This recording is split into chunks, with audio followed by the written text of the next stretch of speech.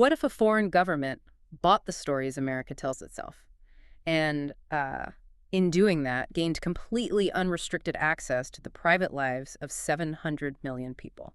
That's the heart of the issue we're digging into today.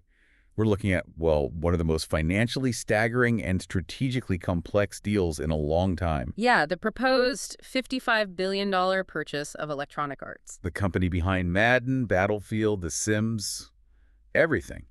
And it's being bought by an investor group led by Saudi Arabia's Public Investment Fund, the PIF. Welcome to the deep dive. Our mission here is to really unpack the incredible financial scale of this deal.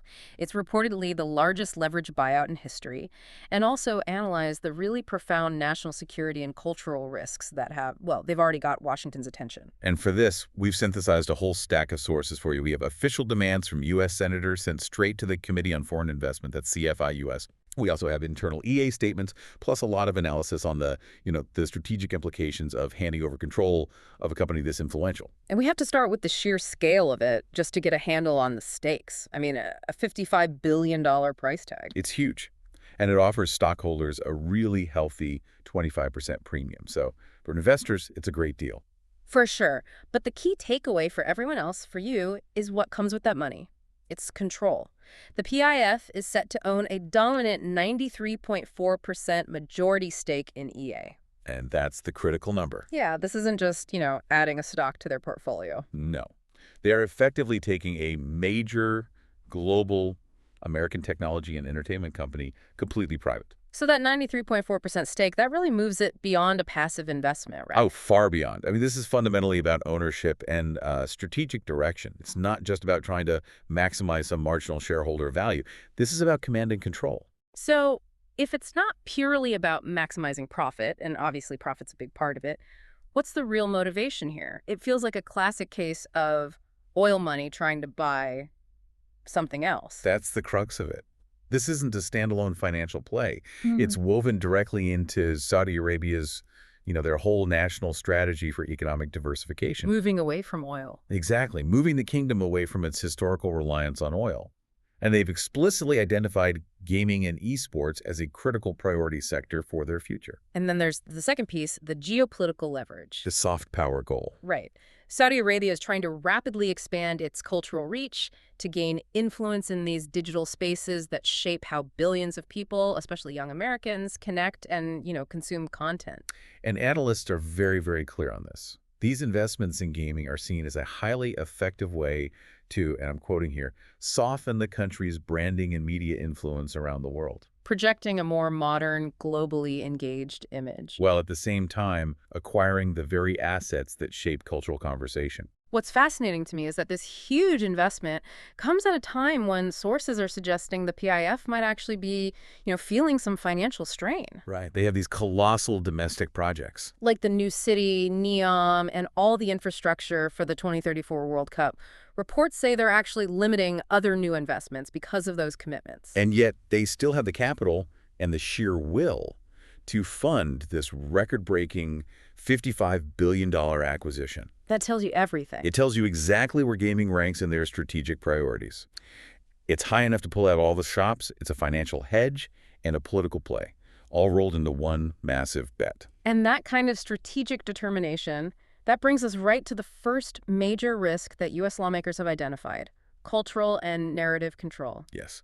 The concern is that an authoritarian regime now owning a supermajority stake is in a prime position to subtly, or maybe not so subtly, dictate American narratives through one of our most popular forms of media. The core worry, particularly from some conservative lawmakers, is that PFO's control could go way beyond the boardroom and actually get into the content of the games themselves. Oh, they fear the PIF might influence or even direct EA's product decisions to advance the Saudi government's own long-term objectives and, their cultural viewpoints. And CFIUS is being urged to look into that specific possibility. Very specifically, yes. The fear isn't just some abstract idea of censorship either. It's about being positioned to, quote, dictate or veto what stories are told to Americans. I mean, think about games that touch on U.S. military conflicts or even just narratives about American history. The idea of foreign control over that is, well, It's a direct threat. And it extends really deeply into social messaging. You have to look at creative studios like BioWare. The ones who make Mass Effect and The Sims. Exactly. They produce incredibly rich narrative content. And since things like same-sex relationships and certain representations of women are, criminalized in Saudi Arabia, analysts are worried. They fear these incredibly popular games could face heavy self-censorship. Or just pressure to align with the kingdom's values. Right, and these are games played by millions of young Americans. You can imagine the subtle influence. It might not be an outright ban on a theme, but maybe just removing certain in-game options or storylines that go against the regime's values. And over time, that kind of sustained, targeted censorship, even if it's applied with a so-called soft touch, could normalize very different cultural viewpoints for the next generation. The soft touch is probably the most effective way to do it. It often is. As the sources note, the influence could start really small, maybe applying pressure to feature a specific premium skin in a game like Battlefield 6. Oh, like featuring a Saudi-associated sports figure, someone like Ronaldo. Exactly. It's an assertion of visibility, of influence, that doesn't immediately tick off the consumer base, but just shifts the cultural focus over time. It's a chilling thought, that level of narrative control. But the cultural impact is really only half the story, isn't it? Unfortunately, yes. Because the numbers on user data are even more staggering. And that leads us straight to national security risk number 2, surveillance and data access. Yet we really need to grasp the sheer scope of this data trove. EA has a documented global user base of at least 700 million individuals. 700 million, it's just hard to even picture. And this isn't just credit card numbers. The data gives the company, quote, insight into its consumers, their relationships, and their daily lives. So location data, who you're talking to, what you buy, your social network inside the games. Everything. So when an authoritarian government gets unrestricted access to that scale of sensitive information on millions of Americans, the threat is no longer theoretical. It becomes imminent. Lawmakers have zeroed in on 3 specific, really grave risks that come from this potential data transfer. Okay, what are they? First, just the raw surveillance of Americans. Second, the potential for covert Saudi propaganda embedded directly into the games we all play. Like targeted messaging based on our demographic data? Precisely. And third, the capability for selective retaliation and censorship against critics or anyone disfavored by the Saudi government. And the sources point out Saudi Arabia's well-documented track record of using digital technology against critics around the world. We do. The data itself can become a weapon. That makes the data access exceptionally dangerous. But there's another piece here, a huge technological angle we can't ignore. Artificial intelligence. Absolutely.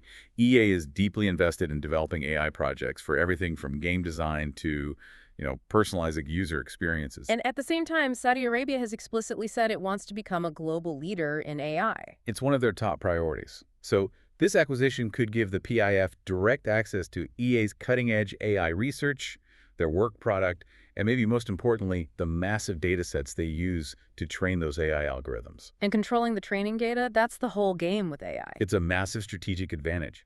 The goal isn't just to buy EA, it's to acquire a ready-made pipeline of tech talent and foundational AI data.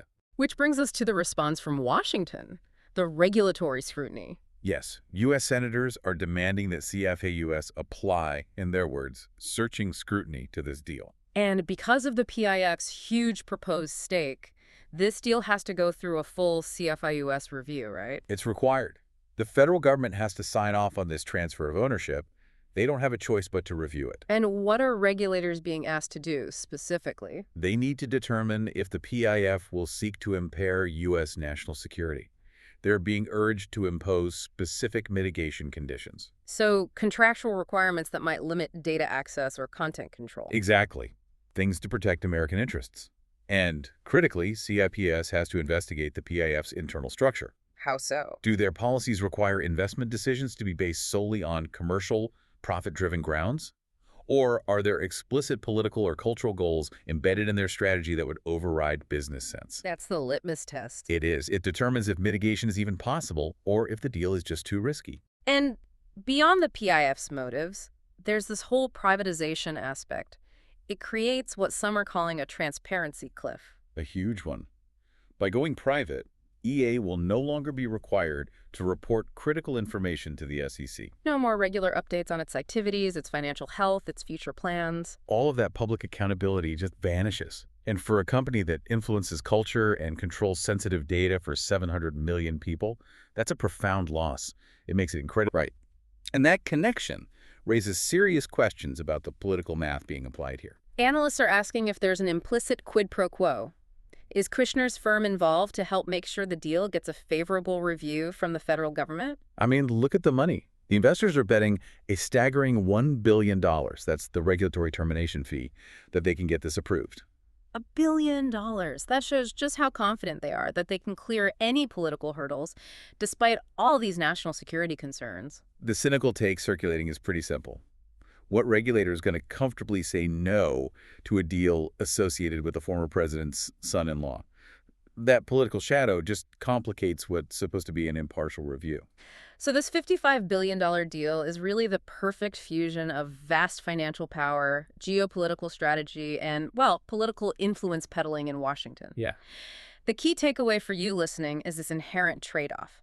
Massive investor profits are potentially coming at the direct cost of American cultural autonomy, data privacy, and national transparency. And you have to remember, the EA deal isn't some isolated event. It's part of a much broader committed strategy by the PIF to acquire global soft power. Right. They're already all over the industry. They hold huge stakes everywhere. A $3.3 billion investment in Activision Blizzard, plus shares in Take-Two Interactive, Nintendo, Capcom, Embracer Group. So this isn't just buying one game maker. No, it is systematically acquiring influence over the entire global gaming ecosystem. It's a long-term play. It really is.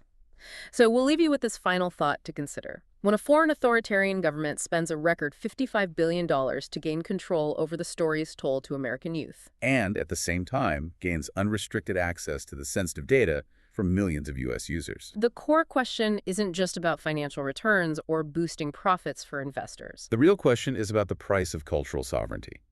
How much is America willing to sell in exchange for liquidity and market growth? This deal is putting a price tag on our digital and cultural future, and the scrutiny from CFIUS has to reflect that gravity.